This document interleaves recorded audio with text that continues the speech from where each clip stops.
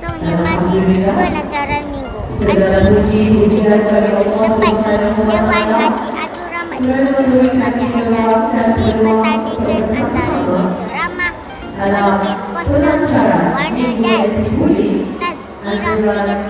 Jangan lupa like, share dan subscribe saluran cerita kami di Iman TV.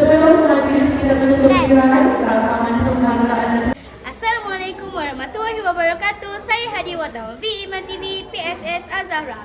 Bersama saya pada kali ini Sarjan Muhammad Katiman bin Rosli, Sarjan Cawangan Khas IPD Kemaman.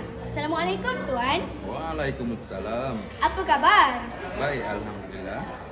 Sebagaimana yang kita maklum, hari ini berlangsungnya majlis pelajaran minggu anti-bully 3C. Boleh Tuan kongsikan bagaimana cara untuk kita mencegah bully di kalangan murid sekolah? Okey. Cara untuk mencegah bully iaitu kita kenal apa itu bully. Apa itu keadaan bully dan kita sedar itu apa itu bully. Kesedaran itu penting. Kita sedar bahawasanya keadaan kita dibuli. Kadang-kadang kita terlupa bahawasanya kita mengikut kehendak seseorang. Kita setuju dengan tindakan seseorang. Kita kena sedar tu bahawasanya kita duduk dalam situasi apa. Sedar situasi buli, sedar situasi kita didera ke, kita dipermainkan ke, ataupun kita diperahuli. Sedar keadaan tu. Okey, jadi sekiranya berlaku pada diri sendiri, perlu lapor kepada guru, rakan-rakan sebaya untuk menyelesaikan masalah itu. Akhir sekali, boleh Tuan berikan sedikit pesanan dan nasihat kepada murid-murid SKC Iman berkaitan bully?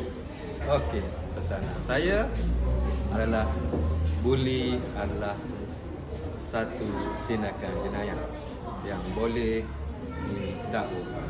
Itu. Terima kasih Tuan kerana sudi meluangkan masa bersama kami di Iman TV.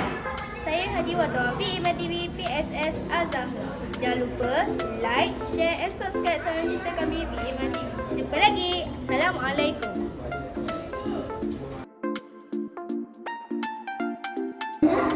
Sama-sama saksikan sketsa ini. Ini ialah Amin. Amin seorang budak yang pendiam dan tak memiliki kawan. Ini adalah Razak dan Malik.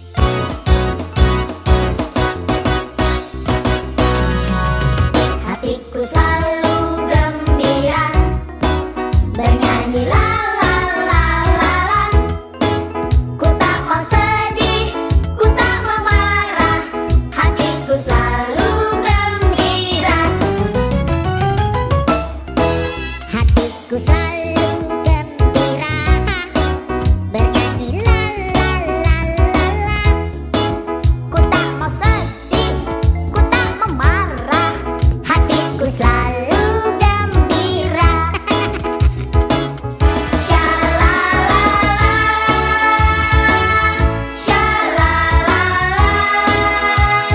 Alhamdulillah, selesai sudah majlis pelancaran minggu anti-bully 3C pada pagi ini. Semoga segala aktiviti yang dirancang dapat berjalan dengan baik. Jangan lupa like, share and subscribe saluran digital kami V Iman TV. Saya Hanania Watawan V Iman TV PSS Azahra. Jumpa lagi. Assalamualaikum.